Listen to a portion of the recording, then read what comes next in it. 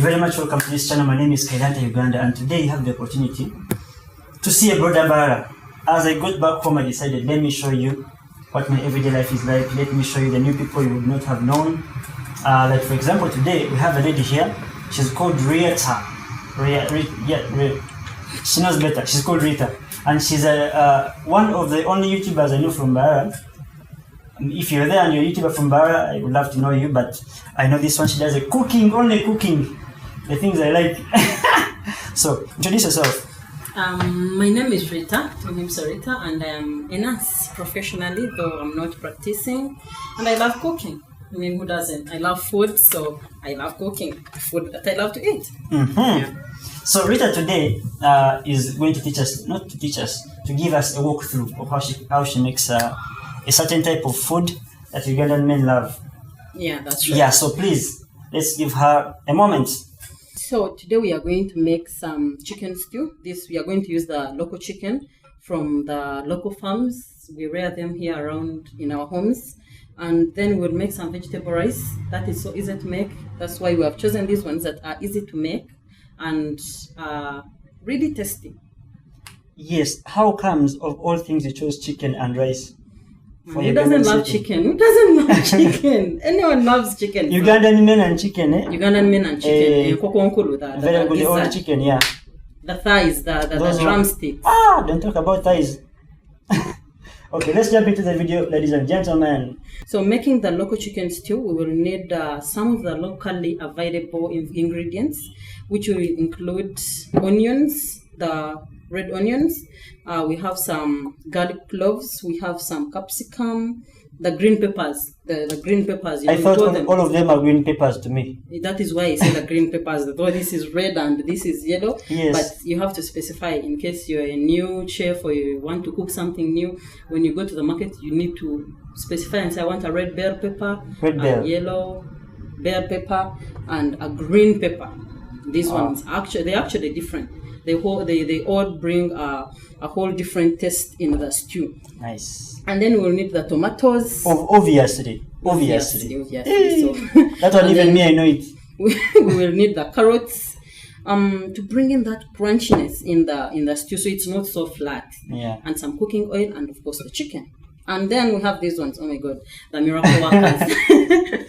These leaves here are magic. They are called dania. Locally, we call them coriander. We call them oatmeal. People call them oatmeal. Yeah, so we use these ones as fresh as they are. You sprinkle them. The whole taste, the whole flavor of the stew changes, and you're like, oh, when are they serving this one? So we will need to put the cooker on, and that is the modern. I can see. Just in the village, you have to suffer and then put on the. I am watching. The whole matchbox is done. So when this one heats up, the pot heats up, then we just have to put the chicken in for it to steam up. Why do you put the chicken first? Because you know we are Africans. You don't just dip things into oil. We need these ones to steam up and release the juices of their own, release the fats. So if this one releases enough fat, we don't put in the oil. If it doesn't, then we put in the oil. But if you put oil before, you'll not know. You're just eating something that you're not even sure is the right taste. So we put this one on fire and then cover, and we let it. The most amazing thing is I've been eating chicken, but this process I have not done it before.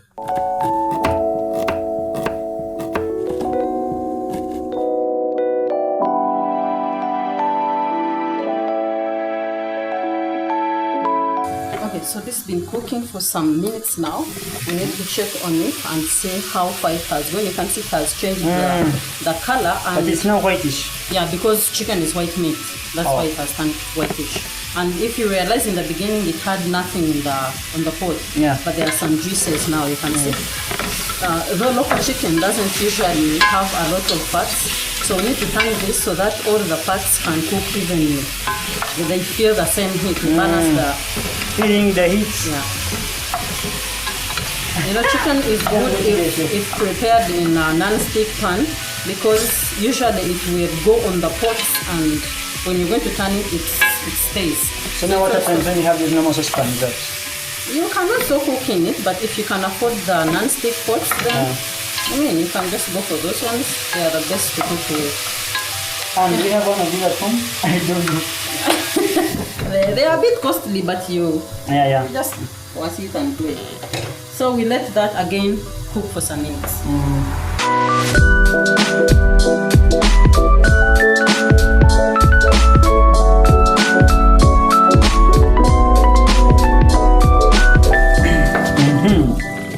So how far have we gone in the journey of this chicken? The chicken it's been on fire, it's been sitting, and I think it should be golden brown by now, so we can put these ones that we are cutting. All of them. So we only have to wait until it's golden brown. Yeah, because you need that flavor, man. You can't just eat fats, raw fats like that. If it's not golden brown, it is not worth eating. Yeah, that's right. That's right. For the chicken lovers, I'm combining these ones together because after all they're going to go in the pot, you know. Yeah. All going to go there. All of them are going to the stomach. They have seen them that they are separate. At the end of the day, they are going to go in the pot together. So we just do the tomatoes and then we can put them into our chicken.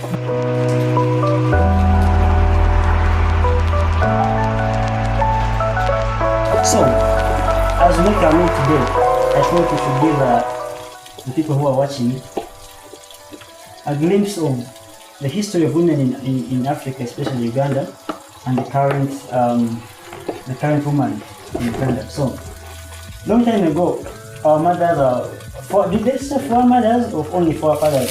Anyway, those long time ago, they used to say a woman's place is in the kitchen and the bedroom. And they said that the only way a man's heart is through his what? His stomach. So what is your take on that? Do you think the times have changed? Do you think it's better now than before, or before was better than today? What's your take on that? I wouldn't say it's better now. I would say that before was better than today, but I think where we are now, we are good. We are much better because women can think beyond the kitchen and the bedroom, like you said. Women can do better things and develop their families, because if you find a woman is also seated and then the two of you are the heads of a family, now only a man is thinking for the whole family. This one is all she's thinking about is when is he coming back with a kavera with some portion and beans I can cook, because I mean I have to keep him here, I have to cook for him good food, to make him happy. Yeah, I have to make him happy. Yes. You know, you don't think for the family because your job is solely in the kitchen and the other side. But now you can do cooking, you spice it up, sometimes men cook. Men these days cook. I love to cook. If you didn't know, I cook. Just that you don't know. Yeah. You need to mention if that. you didn't know, I cook water very well. Exactly. Yes. So these days men cook, and I think that if the era has changed, you find it nice, you find it romantic for a guy to be cooking in some places. I've made dinners before. Yeah, very good dinners. I know, by ordering them. They can tell, Yeah, by ordering them. That's understandable. But I think the level we are at now as women in this whole game, in this whole business, we are doing good. We are doing well. You do what you love to do alongside other things. You know when you remember when in primary school when you're told to go and dig because you did something wrong. It was a punishment. It was a punishment. And every the single reason time. why today you're told to go and do some farming project and you're like, no, there's no money there, because inside you the mentality is this was a punishment. The mentality was already killed. Yeah, it was already killed. So cooking right now, you do it with love. You do something else with love. You know, you're going to make a good meal for your husband, or your husband is going to make for you a good meal. And those of you who didn't know, she's a nurse by profession. And a mother. And a mother of one. And a wife. She named Sky. It's a nickname. It's a nickname, yeah. So I think that's my take. We are good where we are now. We hope for better, though we can hope for better. But I think it's better now because no, it's not better, because some men still think so that you know you can cook food. Does your husband think like that? No, not really. Yeah. So I think if you say if there is food here and I'm not available, he can make something chop and have a meal. You're sick, he has to make something for you, and that's okay. Not someone saying those days he makes you a surprise. Yeah, right. Yeah. So that's it. Now the chicken has really turned gold brown, and it has released its fats. I told you the local chickens, the African ones, don't really get so much fat. How long do you take to chase I'm and also catch it? African. This one like 15 minutes. It depends how fast you are. Now, like for me, 2 minutes is enough. But so let's go in. You can see. That smells nice. Someone would say it looks ready already. You see, yeah, I know. Someone would say, this one is not hot. Yeah. You're touching it with your hands. You're not putting on anything. These are white man things that they bring to us. Plastic is cooking. I don't know how it works, but here we are. That is silicone, not plastic. What's the difference? The difference you need to ask someone else. The only silicone I know. Put it there. You need to look for. You ask Google what is the difference between silicone and what? Isn't silicone the one that is close to the human skin? It's so soft. Yeah. But this one doesn't absorb it. We have them here. So that's not part of the business. So we are going to put in the onions first for them to. Onions and garlic have that sharp flavor that when you even smell it like this, you feel like you want to eat there and then. That's why when someone has no appetite, I can't wait for it to be you do kachumbari. You get? Yeah, so we put these ones in and mix them. Somewhere we are going to have to cover this one for like 1 or 30 seconds for the flavors to be absorbed properly. So we stir them. Yes. So we'll go in with these other ingredients. I think now the onions are a little bit soft, as you can see them. And so we put these ones in. Wow. It looks so ready. It looks so ready. Can I actually eat it now? You can, but I've not yet put salt. So you have to mix them, and maybe later on in the stomach they'll find the salt. It's as if I'm waiting for Jesus Christ. It's about to get done. This is not even so long. So we also cover this one and saute them until they are a bit soft. Softish. Yeah, softish. That one I know it. Yeah. And putting the tomatoes. Now the tomatoes are a little bit hard and they are the ones that make the soup. So after putting the tomatoes, you just have to mix well. But now I use very few tomatoes, so I'm going to add in a tablespoon of tomato paste. So what does it do? So thick. To make the soup thick. Yeah, and more reddish and tasty. Yeah, so we put in a tablespoon of tomato paste and then stir together. Wow. So again, it was ready like 3 minutes ago, but I still making sure it's more spicy and. Yeah, everything has to absorb. Locally we do. There's a difference when you put water into a saucepan and then you put in your meat and then you boil with salt. There's a whole lot of difference than when you cook like this. So now what I need to know, what is the real difference between when you boil it first and when you pan fry it, like how you just did? That one needs someone to practically try it out because the difference comes in the taste. Oh. Yeah. So you're going to have to season this one with at least a tablespoon of salt to taste. And so we put it like that. And it also helps to soften the tomatoes real quick. Then we'll go in with a few drops of some soy sauce. Yep. This soy sauce, it looks like out. Yeah, it looks like wine, I know. Yeah. But it brings out the richness also. And then we'll go in with these curry cubes. Just put them. They are locally available. They're called Draco cubes. Yeah. And then I love using this curry powder called Harambe. It's locally available because of its color. It brings out a good color and complements the color of the tomatoes. People don't really like it because of its taste. When you put too much of this, it will change everything. So you have to be considerate and how much food you're cooking. You put in a generous amount, very little, just like that. That is little. Yeah, that is very little. It's not even a teaspoon. So we put that one and we give it a generous stir and cover again for them. It's not ready. To soften up and we are good to go. So now, one more question I would love to actually ask. Yeah.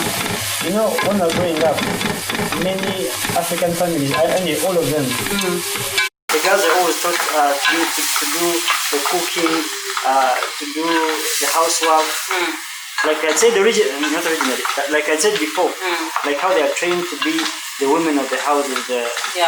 So how was the experience growing up as a girl in Africa and Uganda to be exact? Unfortunately for me, I grew up, I only have 2 brothers, so my mom would not let me do all the housework. We had to share.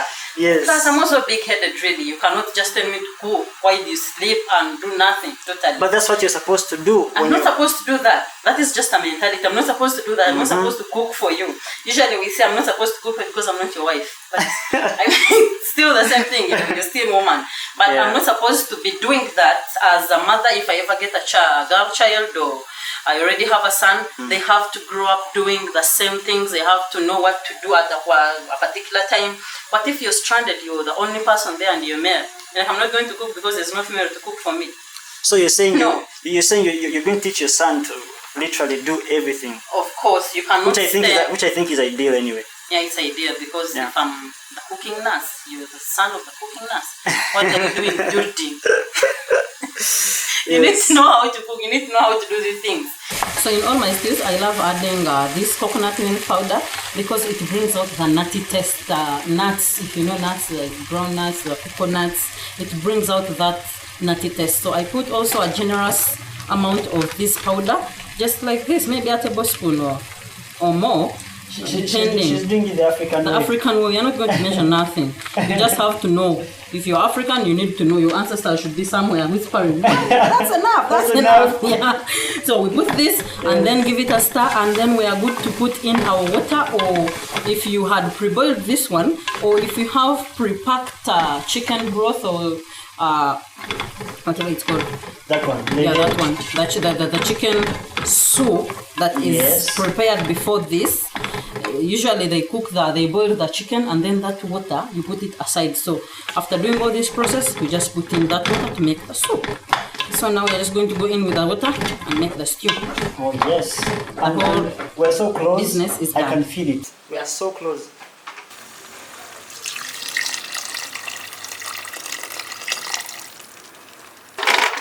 And we will let this boil for at least 10 minutes on low heat so it doesn't evaporate really quick and burn the meat.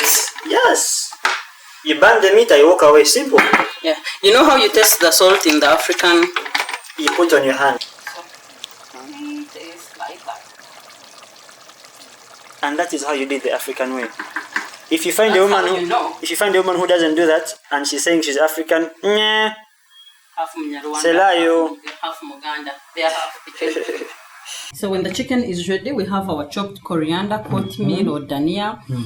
We just sprinkle a few on top to bring out the flavors, like I told you. So that's the freshness. So the stew.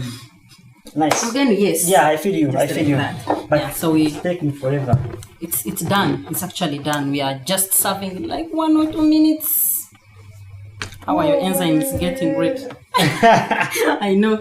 So let's get into the serving. Oh yes. Time for serving. It's very important to know that when you're serving, I have to be there. You have to be there. Especially in a moment like this. In a moment. And in case you haven't subscribed, please subscribe, show some love. She's called Rita, and we're going to make sure we put all her. I'm going to put her YouTube link in the description below, so you can,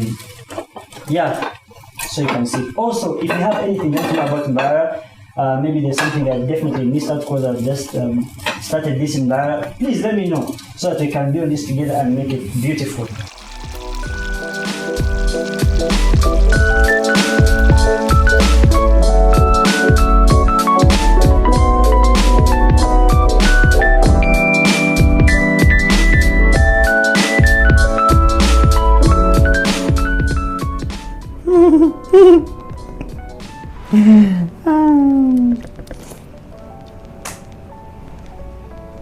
Thank you so much for watching. My name is Skylanta Uganda. Subscribe to my channel. And in case you have forgotten, wash your hands. Don't touch your face. No clothes. Be safe. Until next time. This was Rita. She's called Rita. She's an amazing chef. She has a channel called the Cooking Nurse. Sorry, she has a channel called the Cooking Nurse. All her credentials are in the description below. Subscribe, show some love. Until next time, mwah, let me eat.